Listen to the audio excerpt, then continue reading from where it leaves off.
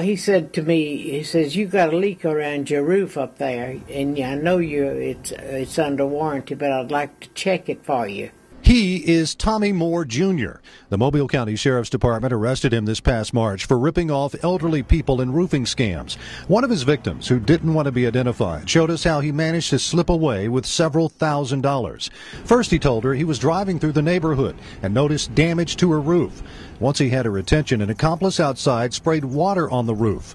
Inside, Moore reportedly showed her where the water came in through a ceiling fan fixture. And that's when he wanted a rag to wipe the water off the fan and the ceiling. He was really a pro. Of course, the repair would cost money. He told the victim he'd need 2 checks, $3,000 each. I said, "For what?"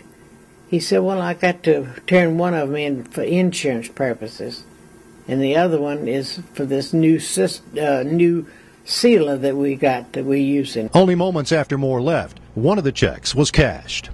Yeah, I just get mad at myself. Police say the scam artists have a lot in common. They may pick a neighborhood just like this one and just drive around looking for an elderly person out in the yard, somebody that they can make their next victim. And they will make these trips and actually do these scams during the daytime, because most of the other people who live in the neighborhood who might be watching out for this elderly person, they're at work. Besides Tommy Moore, Jr., Mobile police say they've got active warrants against 2 other men, Danny Cooper and Robert Jeffrey. They're both wanted for this same crime and may have left the state. Some of these con men are described by police as gypsies or travelers, tight groups of people who travel to different parts of the country doing these same scams. They'll follow the patterns of the weather, and when it gets warmer down here, they'll come down here and do certain scams, and they'll go up north and do certain scams during seasonal times up there. But not everyone falls for the scams. This woman, who didn't want to be named, says a man who called himself Richard came to her door with what police say is a common story. He ran the same ruse Tommy Moore is accused of, showing his potential victim where water was leaking through her roof. And he said, "I need a check for $2,000. I said, "What?" He said, "Well, you see that truck out there?" I said, "Yeah, I see it."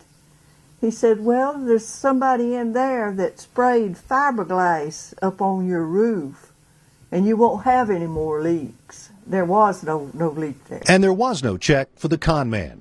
The most important thing you should know is to be very wary of unsolicited offers for roofing work. If you didn't call them and ask them to come and do something, then it's likely going to be a scam, because the legitimate contractors out there, they're too busy actually doing work. They're not going to ride around looking for work.